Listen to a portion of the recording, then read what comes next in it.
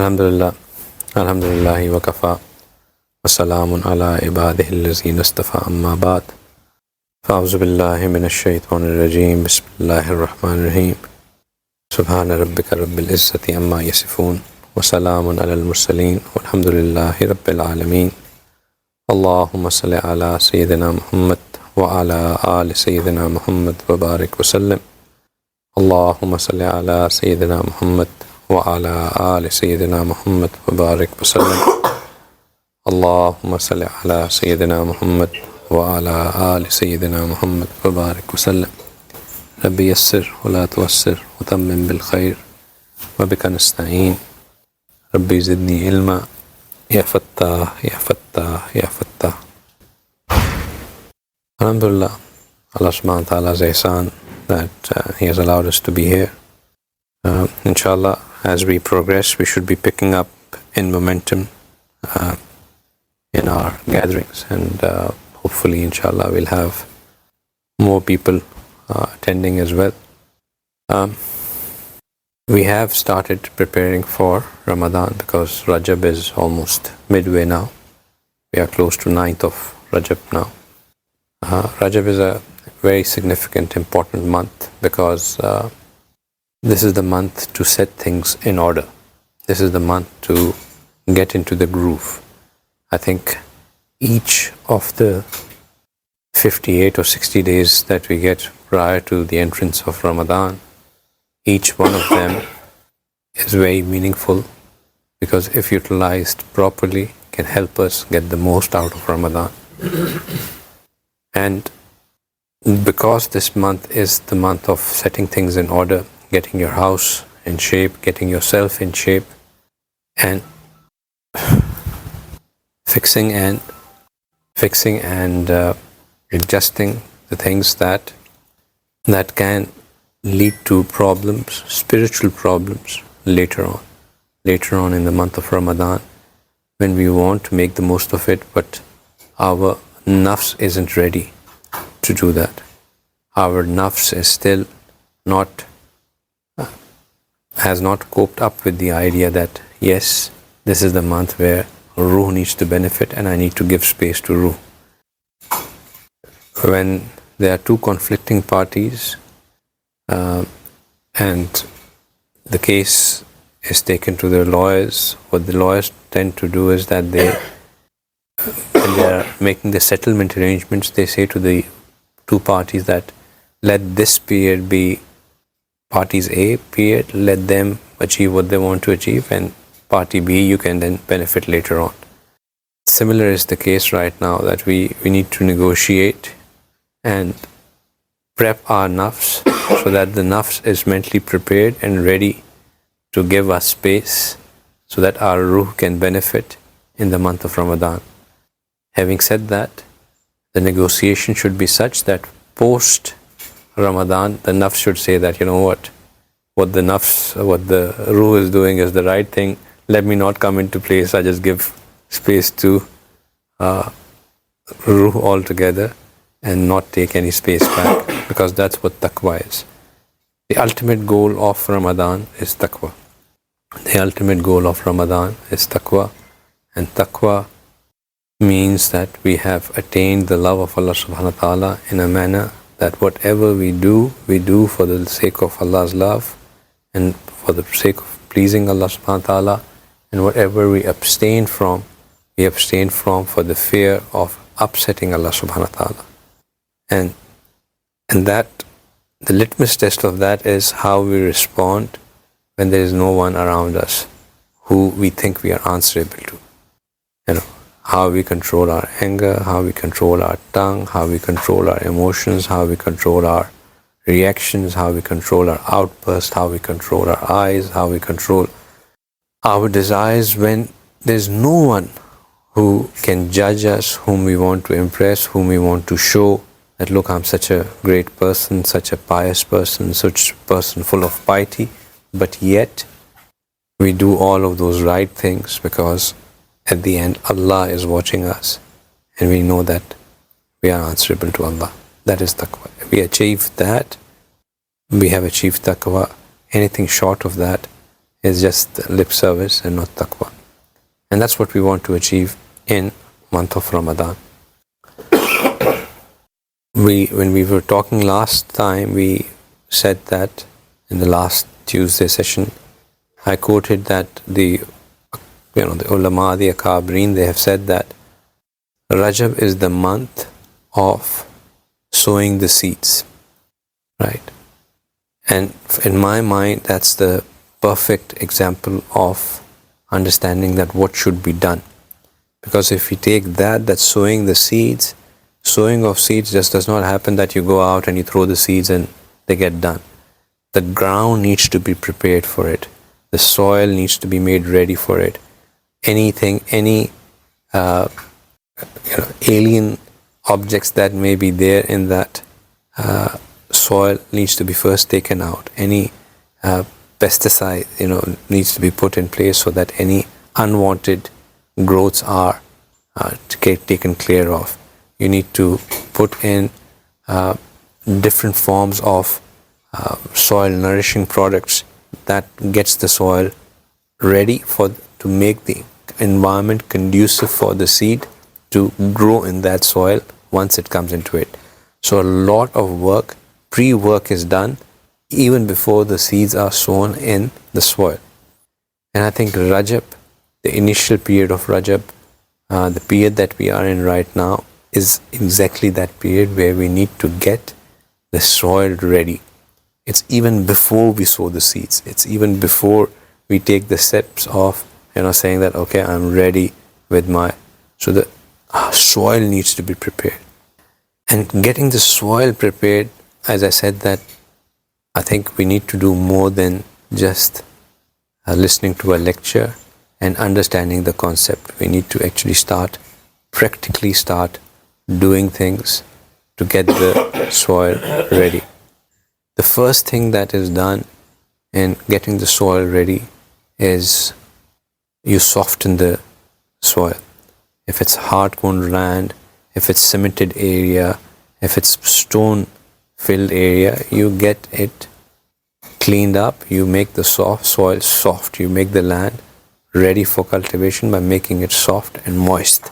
That's the first thing you do. So a lot of watering is done. A lot of products are put in that makes the soil soft.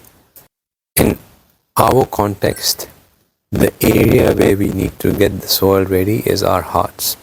It's the heart is our garden, and that is where we need to be working on.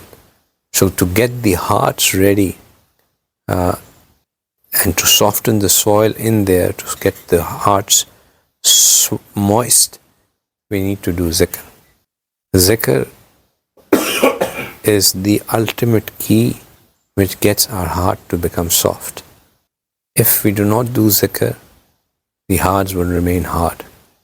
And then you can imagine that if the ground is hard, then any effort to sow seeds in it will be far more difficult and far more will bear less fruits or will bear less results compared to when the soil is ready. So zikr is the first and foremost important thing.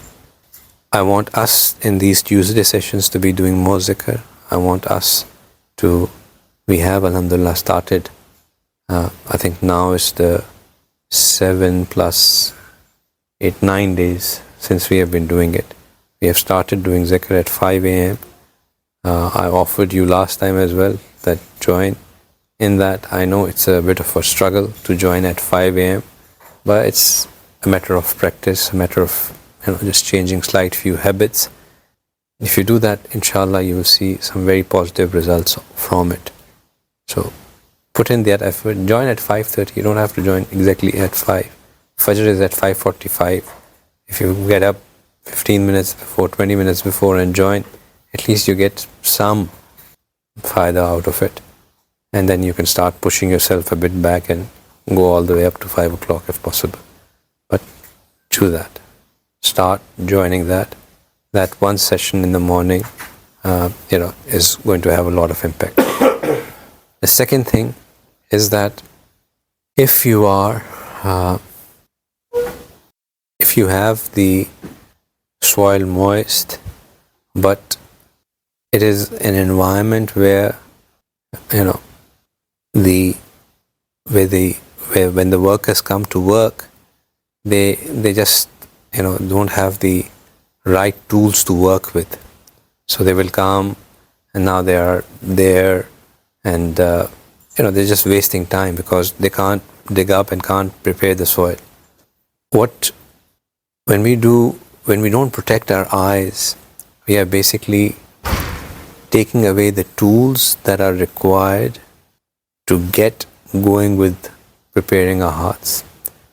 The soil is already moist, but now what needs to be done to put it into action isn't there because we are going in negative. Lack of protection of eyes puts all your efforts in negative. We need to protect our eyes. We need to protect our eyes, and it's very hard. It's even for me at times. Because there's such a big habit of checking news and checking this, and every time something comes up that, oh, this has happened, you first think before you go on the check what has happened and where the news is. Iran attacked Pakistan, Pakistan attacked Iran. You can't. You're too tempted to get on with it. But for our sake, if in the next 3 months we can hold ourselves and not go on the internet, we will feel the difference. The person who does zikr and protects his eyes versus the person who does zikr and does not protect his eyes versus the person who does not do zikr and does not protect his eyes is remarkable. The spirituality of the one who does zikr and protect his eyes is at a different level at any given point in time. When we protect our eyes from the worldly things, Allah subhanahu wa ta'ala opens our inner eye. There's a term called farasat. Ittaqu farasat al-mu'min. That be wary of the foresight of the mu'min. Yanzuru nurullah. That they see from the nur of Allah. That nur of Allah gives them the foresight. Umar radiallahu ta'ala anhu was once giving a khutbah and in Medina Munawwara, and he said, Ya Sa'irul Jabal. So there was a Sahabi, he was fighting a battle thousands of kilometers away in a mountainous area. So he took his name and he said, look at the mountain. And after a few months when that Sahabi came back, people asked what happened. He said, we were in the battlefield, we were about to lose the battle. But then I heard Umar radiallahu ta'ala telling me that look at the mountain. And I looked at the mountain and I saw that the enemy forces were coming from there. So we redirected our forces and they did that. Once Ali radiallahu ta'ala anhu saw a dream that he's praying Fajr behind Umar radiallahu ta'ala anhu, and Umar radiallahu ta'ala anhu reads one, this surah in the first rakah, then the second surah in the second rakah, and then he saw Rasulullah sallallahu alaihi wasallam give him 2 dates, and so on and so forth. So he came to the masjid for Fajr and he saw that Umar radiallahu ta'ala was reciting that surah, and the second he recited the surah. So he then sat down with Umar radiallahu ta'ala anhu, then Umar radiallahu ta'ala anhu then asked him, I don't remember the exact incident, but he asked him that where are the dates that Rasulullah sallallahu alaihi wasallam gave you? So this foresight, this basarat, this farasat that Allah subhanahu wa ta'ala gives, it comes with us protecting our gaze. And protecting our gaze and with zikr. Zikr brings nur. That nur, when retains, opens that foresight. Opens that foresight. With our Hazrat, there are so many times, so many people would come and tell you the instance that, we came and we wanted to say this about, but we were just keeping quiet. Hazrat himself asked that, Acha, uska kya bana? And then, that person would say that, he would be shocked, like, I wanted to talk about it. How did he know that I wanted to talk about this? That's just the farasat that Allah subhanahu wa ta'ala gives. It's also called kashf, that Allah subhanahu wa ta'ala opens things for you. It illuminates things for you. That happens with protection of eyes. Hazrat Ji in his youth, he used to say that he would, his mother would send him to get roti from the naan, and the shop near his house would be the shop where he knew that there were certain other aunties of the mohalla, they would come get naan. He said, I would go to the far one. And then I realized that if I use this track, I would still be able to see them. So he would use the longer track to go to the far place just so that he could avoid that, looking at the woman. I mean, the amount of effort that he has put in place in protecting his eyes in youth is, shows now in the status that he has and the, subhanAllah, the foresight that he has. It never is, it's not just possible that you do not protect your eyes and you have that nur retained in your heart. It just leaks away. And for us, the biggest source of, not protecting our eyes, besides our offices and whatnot, is television, social media. So switch the TVs off, switch the social media off. Life becomes boring for a while, but the spirituality, if that's what the goal is, and I'm assuming that since we are here, our goal is to attain that. Protection of eyes against non-mahram. People say, I'm watching news. People go and switch on TVs while they are in Haraman. And because there are TVs in the hotel room, so you're still watching news. But you forget that woman that you're looking at, or that man that you're looking at as a woman, is a non-mahram to you. You are actually disobeying the order where Allah subhanahu wa ta'ala has asked you to lower your gaze as a man and as a woman. We're both required to lower our gaze. And when we disobey that order, we are in a place where each good deed has 100,000 rewards, and each wrong, each sin results in the curse of angels being put on you. We are actually doing that. We do not realize, because it just is now second nature for us to watch news, watch TV, watch social media. We don't realize that this is the magnitude of wrong that we are doing. So protection of eyes is very, very important. We need to be guarding our eyes. Allah subhanahu wa ta'ala has first asked the men to protect their eyes and lower their gaze, and then He has asked the women to cover up. It's not that only the women have been asked to cover up and there is no responsibility on the men. The responsibility on the men comes first, is to lower the gaze, and then the women have been asked to cover up. And there's also a very good reasoning for why women have been asked to cover up, and that is because in men there is a flaw. In men there is a flaw that they can't hold their temptation. The temptation of women is very high for men, and it's very easy to understand if you look at it from a diabetic patient perspective.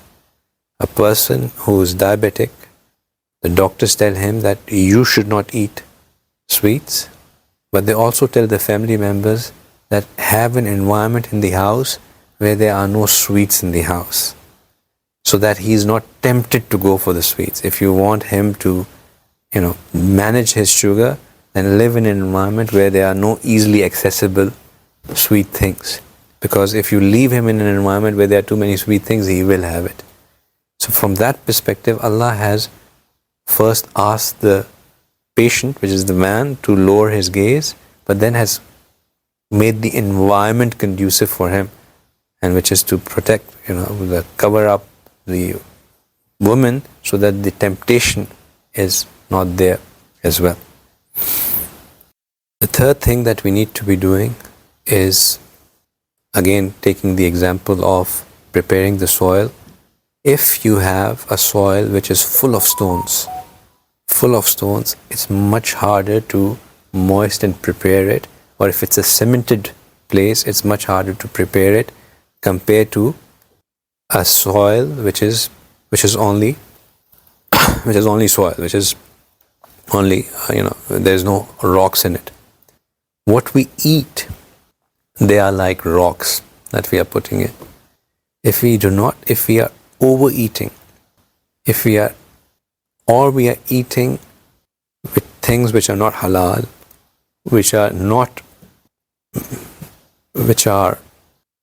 our earning is doubtful, or which has interest-based element to it.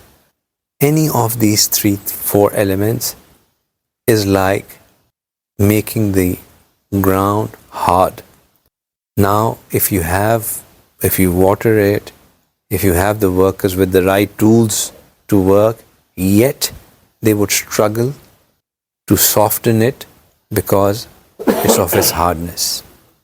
So, zikr would make it soft, protecting the eyes would give it the right tools, but if you're not eating right, you are not making it soft because you're putting stones in it.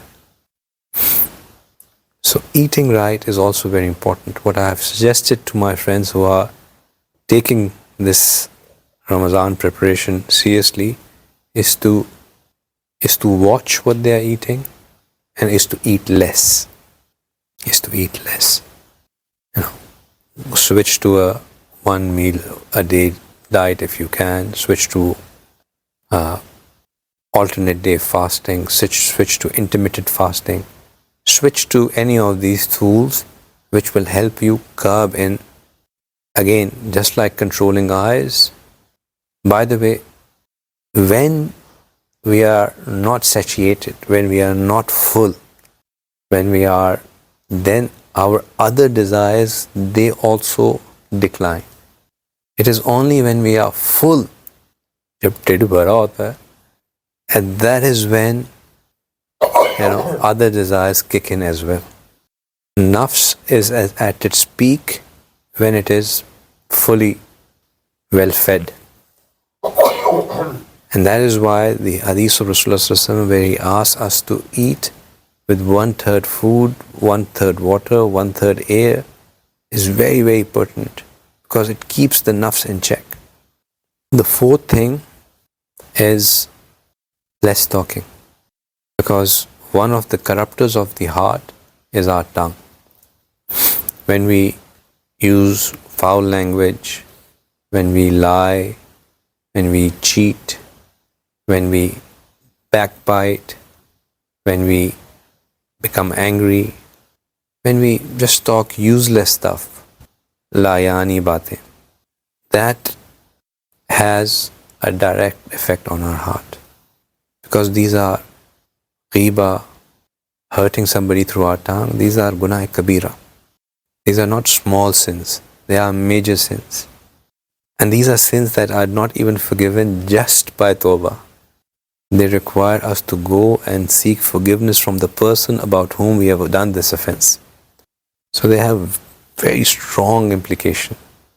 Very, very strong implication. Rasulullah said that the one who kept quiet, he is successful. I always give the example that the auditors, when they come, you tell them that, give only the information that has been asked, the rest stay quiet. Don't give over and above, because the more you talk, the more you put yourself in trouble. And for us Pakistanis, I tell you that if there is ever a time to stay quiet, it is now.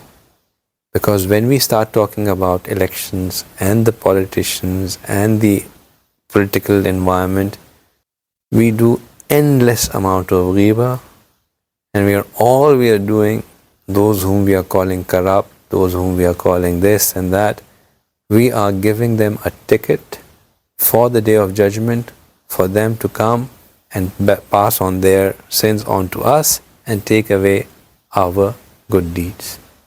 We do not think of it like this. We are calling all kinds of things to them, but we are doing them a huge favor by telling them that here's your ticket for you to come, offload all your sins onto me, take whatever goods that I, holier than thou, have, please take them. We have no right to do or pass any comments against any of those politicians, because what have we done to validate any of these accusations that have been there against them? At the end of the day, all of it is hearsay.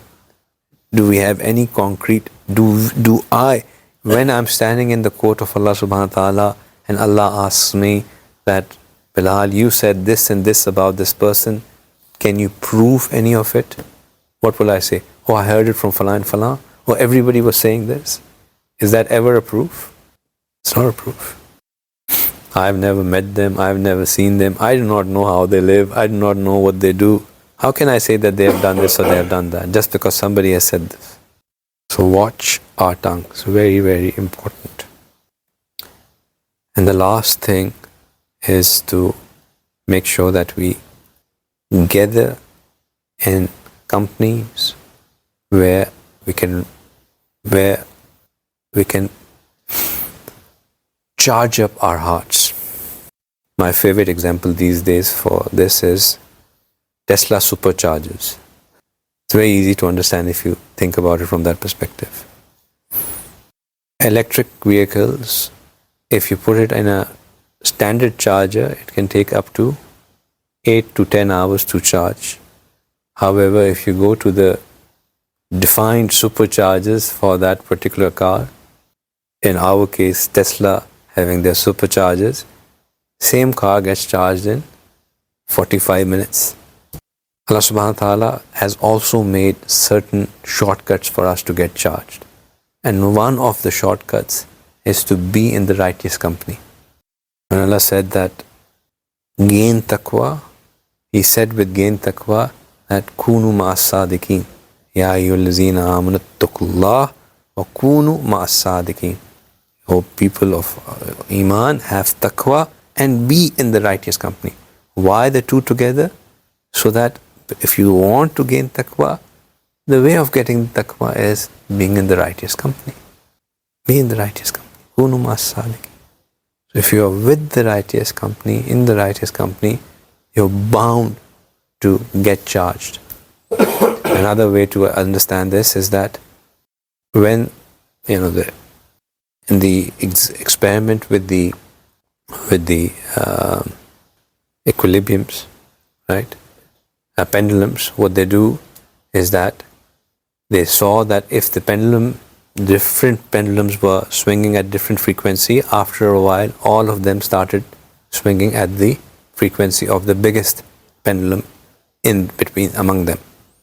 So likewise, they observed that the hearts, when there are multiple hearts together, and if there's one heart which is beating at a certain positive rate, others' heart, after a while, if they're focused towards that heart, start to match their frequency of beating at the same time. And this is what tawajjuh is all about. When you're in a company of a person who has the understanding of giving tawajjuh, then the rest of our hearts pick up that tawajjuh. So being physical presence, I repeat for few of us who are listening, that physical presence makes a lot of difference. Being in that company. So these 5 steps, if we take, are 100% bound to get us to a point where the soil of our heart is ready for the love of Allah, for the seed of the love of Allah to be sown in it. So please put in the effort to do these 5 steps. Join the morning sessions. Guard your eyes as though your life depends on it. Eat less. Speak mindfully and join the gatherings regularly. May Allah subhanahu wa ta'ala give us the tawfiq to do these actions on a regular basis. Like I said, we'll speak less, and inshallah, we'll do some zikr now so that we can put this into practice. Wa akhiru da'wana, and alhamdulillahi rabbil alameen.